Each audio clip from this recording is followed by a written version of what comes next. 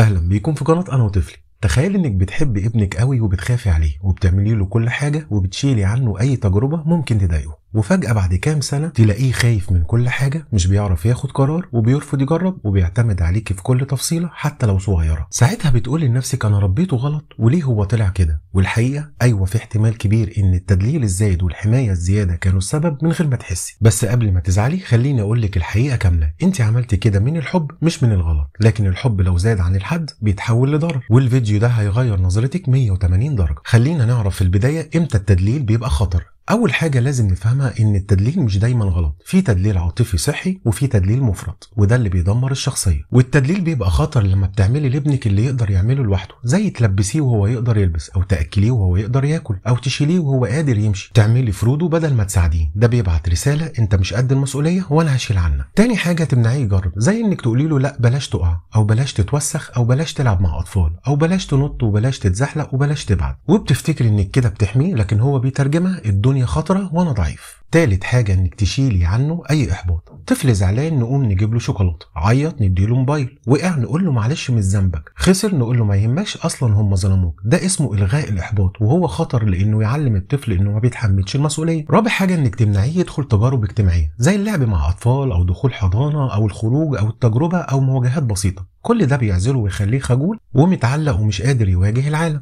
طب سؤال مهم، ليه التدليل بيضعف الشخصيه؟ اكتر حاجه بتصدم الامهات لما اقول لهم ان الطفل اللي بيتدلع زياده بيطلع اقل ثقه من الطفل اللي اتربى بحدود صح، لان التدليل الزياده بيعمل 6 نتائج خطيره. اول حاجه شخصيه ضعيفه جدا، لانه اتعود ان مفيش حاجه بيعملها بنفسه، دايما في حد بينقذه، فلما يواجه موقف لوحده ما بيعرفش يتصرف. تاني حاجة خوف شديد من التجربة، لما الأم دايما بتمنع الطفل بيتبرمج إن التجربة خطر، فبيبدأ يرفض أي جديد. تالت حاجة طفل حساس زيادة عن اللزوم، عشان كل إحساس كان بيتحل من أول ثانية، فأقل مشكلة بتعمل له أزمة.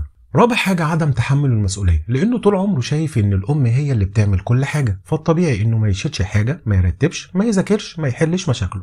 خامس حاجة التعلق الزايد بالأم، وده أخطر نقطة. الطفل يبان إنه حنين، لكن الحقيقة هو مش قادر يواجه الحياة من غيرك. سادس حاجة تأخر اجتماعي، لأن التجارب الاجتماعية هي اللي بتفرد الطفل، لكن لما بيتحرم منها بيبقى خجول ومسالم زيادة، أو متعلق، أو بيضعف قدام أي طفل تاني. طب إيه هو الفرق بين الحماية الصحية والحماية المفرطة؟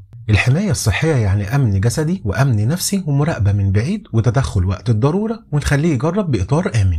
أما الحماية المفرطة منع وخوف وتدخل زيادة وحل مشاكله وتخليه ما يشيلش المسؤولية، والقاعدة الذهبية هنا سيبيه يجرب بس ما تسيبهوش يتأذي. طيب ازاي اصلح التدليل الزياده؟ اول حاجه رجعي المسؤوليات تدريجيا، ابدأي باللي يناسب سنه، يلبس، يرتب، يشيل لعبه، ياكل بنفسه، ويجرب بنفسه. تاني حاجه سيبيه يغلط، الغلط هو اللي بيخلق الذكاء والخبره، ما تتدخليش اول ما يغلط، استني واديله فرصه يعدل. تالت حاجه اعملي محاولات امنه، زي اللعب في بارك، او مقابله اطفال، او تجارب بسيطه، او العاب بدنيه، او انشطه جديده.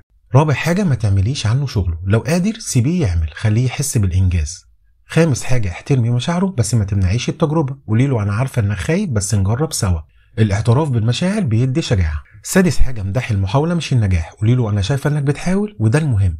سابع حاجة اعملي اتفاقات مسبقة، زي هنجرب اللعبة دي وأنا معاك، ده بيقلل خوفه وبيزود ثقته.